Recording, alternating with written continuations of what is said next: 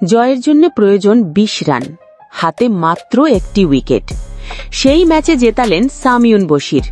দায়িত্বশীলতা আর বুদ্ধিদীপ্ততার দারুণ মেলবন্ধনে বাঁহাতি অলরাউন্ডার বনে গেলেন জয়ের নায়ক। ভীষণ চাপের মুখে দেখালেন পরিণত মস্তিষ্কের ঝলক। অনূর্ধ্ব-১৯ দলের ত্রিদেশীয় সিরিজ, জিম্বাবুয়ের বুকে দক্ষিণ আফ্রিকান যুবাদের মুখোমুখি বাংলাদেশ। ম্যাচটা প্রায় হেরেই যেতে বসেছিল বাংলাদেশের যুবারা। ৫৯ রানে ৬ উইকেট হারায় আজিজুল হাকিম তামিমের দল। সেই মুহূর্তে ২২ গজে নামেন সামিউন বশির।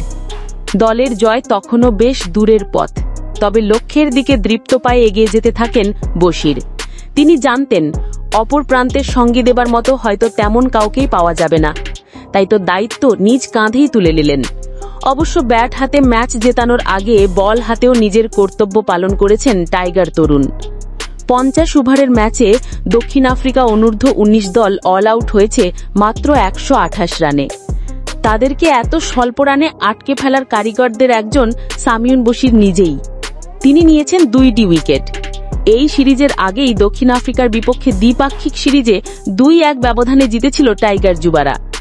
স্বাভাবিকভাবেই একটা সহজ জয় ছিল প্রত্যাশিত। জাওয়াদা আবরার সেই প্রত্যাশার বীজ বপন করেছিলেন নিজের স্বভাবজাত আগ্রাসী ব্যাটিংয়ে। কিন্তু হুট করেই সহজ জয়টা ভীষণ কঠিন মনে হতে শুরু করে।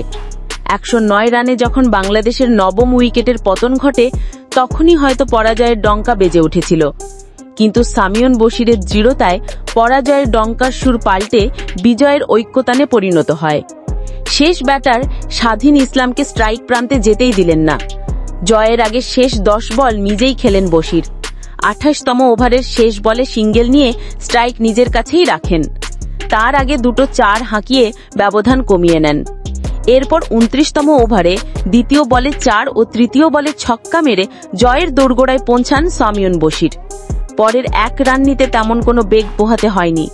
শেষ অবধি এক রোমাঞ্চকর জয় নিয়ে মাঠ ছাড়ে টাইগার যুবারা। বশির অপরাজিত ছিলেন ৪১ রানে। ইনিংস বিল্ড আপ করা থেকে ফিনিশিং টাচ সবখানেই মনশিয়ানা দেখিয়েছেন সামিউন বশির।